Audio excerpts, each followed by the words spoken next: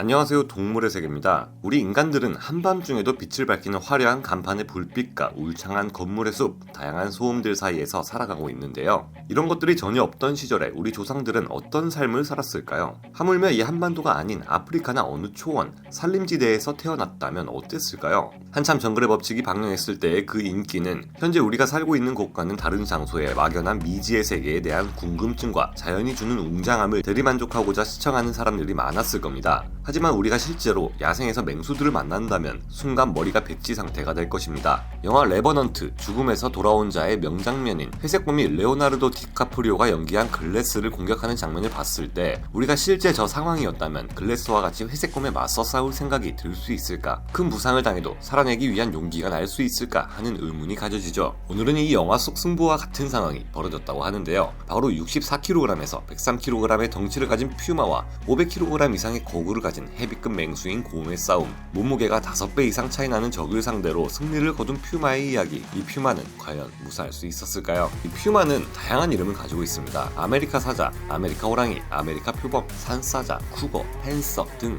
아메리카 대륙의 고양이과 포유류 동물입니다. 호랑이와 사자, 제규어에 이은 고양이과 동물 중 네 번째로 큰 퓨마의 몸 길이는 110cm에서 210cm, 몸무게는 30kg에서 105kg까지 나가는 만만치 않은 녀석입니다. 덩치가 큰 편이지만 그에 비해 가느다란 체형을 가지고 있으며 머리가 작고 짧고 거친 털을 가지고 있는데요. 이들은 북미 북부의 눈 덮인 지역 그리고 중미의 사막 지역이나 중남미의 정글에 걸쳐 살아가고 있습니다. 야생 대형 고양이과 중 가장 적응력이 뛰어난 종인 이 퓨마는 사람들이 사는 인가를 어슬렁거리는 것은 물론이고 북아메리카 지역의 퓨마는 사슴이나 산양, 토끼, 여우, 코요테, 영양 등을 잡아먹고 남아메리카 지역의 퓨마는 원숭이나 나무늘보, 맥, 페커리, 개미핥기, 관악코, 라마, 알파카, 설치류, 아마존강 돌고래 등 굉장히 다양한 먹이를 사냥하며 살아갑니다. 이들은 뛰어난 사냥 실력을 가지고 있어 자신보다 5배나 큰 동물인 와피티 사슴조차 쓰러뜨릴 수 있으며 그 사냥 성공률 또한 81%에 달한다고 하는데요.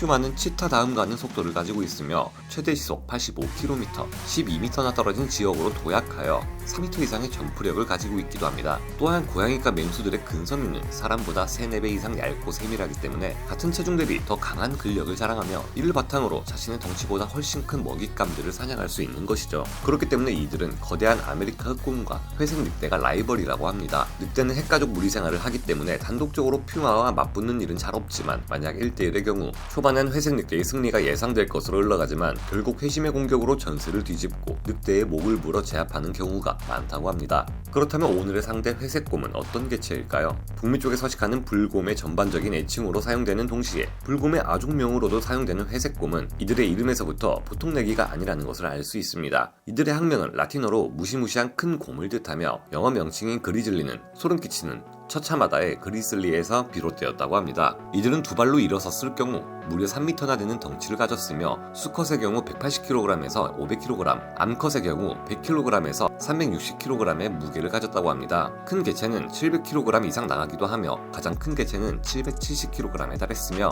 동물원에서는 839kg이라는 엄청난 수치를 기록하기도 했는데요. 이들은 잡식성으로 풀이나 열매, 과일, 뿌리 등의 식물을 먹기도 하지만 익히 알다시피 연어를 굉장히 좋아하며 예민한 후각을 가지고 있어 다른 맹수들이 잡은 사냥감을 쉽게 찾아 훔치거나 뺏어 먹기도 한다고 합니다. 최상위 포식자답게 어렵지 않게 먹이를 뺏어오는 이들은 이 구역의 진정한 깡패죠. 아무리 아메리카 흑곰이라고 해도 이들 앞에서는 별 수 없습니다. 체구가 아무리 비슷하다고 해도 아메리카 흑곰은 그리즐리의 상대가 될 수 없는데요. 실제 그리즐리와 퓨마의 충돌은 이렇게 일어났습니다. 먹이를 찾아 어슬렁거리던 그리즐리의 예민한 후각 센서에 감지된 다른 동물의 냄새. 그 냄새는 바로 어미 퓨마 한 마리와 아직 어린 새끼 퓨마들이었습니다. 위험을 감지한 어미 퓨마는 새끼 퓨마들을 물어 안전한 곳으로 대피시켜보지만 벌써 눈앞까지 다가온 그리즐리를 발견합니다. 가까이 다가오니 예상보다 더 큰 그리즐리와 자식들을 번갈아 보며 죽기 살기로 싸울 것을 각오하는 어미 퓨마. 고양이과답게 앞발로 펀치를 날릴 준비를 하며 정확한 타격을 위해 높은 위치를 선점하기 위해 이리저리 움직입니다. 하지만 호락호락하게 펀치를 받아줄 생각 없는 그리즐리 역시 머리를 이리저리 크게 흔들어대는데요. 싸움은 당연히 그리즐리의 압도적인 승리를 예상했지만 어미 퓨마 역시 쉽게 당해줄 마음이 없습니다. 퓨마는 곰이 공격하지 못하게 강력한 턱힘과 날카로운 송곳니를 이용해 곰의 급소를 노리는데요. 두개골 밑에 있는 척추뼈를 공격한다면 퓨마에게도 승산은 있습니다. 이들은 잠시 일보 후퇴를 하며 다음을 준비합니다. 하지만 어미 퓨마의 기선제 제압이 효과가 있었던 걸까요? 그리즐리는 눈앞에 새끼 퓨마들이 있지만 갈등에 빠집니다. 완력만으로 유연한 몸으로 민첩하고 지능으로 반격하는 어미 퓨마를 쉽게 제압하기 어렵기 때문이죠. 싸움 끝에 결국 퓨마를 쓰러뜨린다 해도 큰 부상을 입으면 생존에 문제가 생길 수 있습니다. 모험을 강행하기보다 안전한 선택을 한 기가 눌린 그리즐리는 영업비밀마저 털어놓고 급기야 뛰어서 도망가고 말았습니다. 결국 자연의 섭리를 뒤집어 엎은 결과가 나왔는데요. 이는 뛰어난 전술가, 자신의 새끼를 지키기 위해 죽기를 각오한 어미 퓨마의 투지가 이룬 기적이 아닐까요? 둘의 싸움을 보면 힘으로 밀어붙이는 곰에게 상성상 퓨마의 공격 방식은 까다로운 상대입니다. 자칫하다간 큰 부상을 당할 수 있으며 널리고 널린 음식들도 있는데 굳이 퓨마를 먹겠다고 목숨을 걸기에는 리스크가 큰 것을 안 것이죠. 이번에는 어미 퓨마에게 상당한 운이 따랐지만 일반적으로 퓨마들은 곰이 다가오면 물러날 때가 많다고 합니다. 영화 빅베어에서 볼 수 있듯이 그리즐리는 퓨마가 사냥한 먹잇감을 종종 강탈하고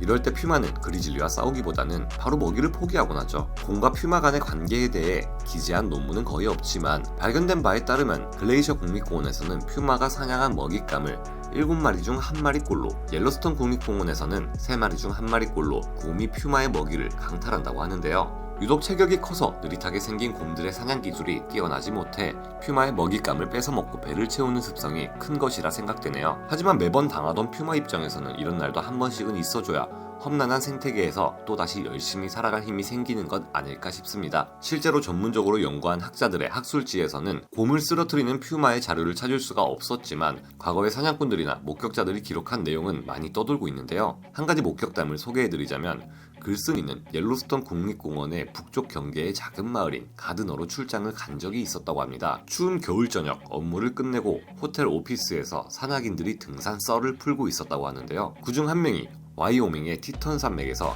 회색곰과 퓨마가 싸우는 것을 목격한 썰을 풀고 있었습니다. 사냥 밀렵꾼들은 사슴이며 엘크며 수많은 초식 사냥감을 밀렵하고 너무 질려 이제 곰을 잡으러 가겠다고 난리를 쳤다고 합니다. 산맥을 통틀어 곰 사냥하기 제일 좋은 위치인 와일드캣 캐니언으로 20km가량 먼 거리를 이동했고 그날은 곰은커녕 곰 그림자 하나도 보이지 않았다고 합니다. 해질녘 사슴 한 마리를 잡은 게 전부였고 일행은 개울가에 진을 치고 잡은 사슴을 저녁 식사로 조금 먹고 남은 건 야영지 나뭇가지에 걸어놨다고 하는데요. 그날 밤 새벽 2시쯤 살다가 처음 들어보는 울음소리가 났고 그 끝내주는 소리에 모두가 깼고 사슴을 걸어둔 그 나무 밑 회색곰과 퓨마가 이 사슴을 두고 싸움이 났다고 합니다. 곰이 퓨마를 잡아 품에서 꽉 껴안는 베어 허그를 시전했고 재빠른 퓨마가 빠져나와 곰을 계속해서 공격하며 곰고기를 조금씩 뜯으며 싸움을 이어나갔다고 합니다. 끝나지 않을 것만 같았던 이 싸움은 결국 곰발바닥으로 힘껏 퓨마의 머리 부분을 내리치게 되며 치명상을 입은 퓨마는 끝내 그제서야 퉁퉁 부은 채 쓰러지고 말았다고 하는데요. 그 틈을 타 밀렵꾼들은 곰을 사냥했고 아주 쉽게 곰을 제압할 수 있었다고 합니다. 쉽게 제압된 곰의 목 한쪽과 왼쪽 어깨는 퓨마의 발톱에 의해 걸레짝이 되어 있었고 가죽을 제거한 퓨마 뼈의 절반은 으스러져 있었다는 결론으로 이야기는 끝이 납니다. 이런 일화처럼 실제로 퓨마와 곰의 싸움은 지금까지도 이어져 오고 있고 그들의 싸움은 새로운 포식자가 나타나거나 둘 중 하나 같은 공간에서 사라질 때까지 계속될 것 같네요. 동물의 세계였습니다.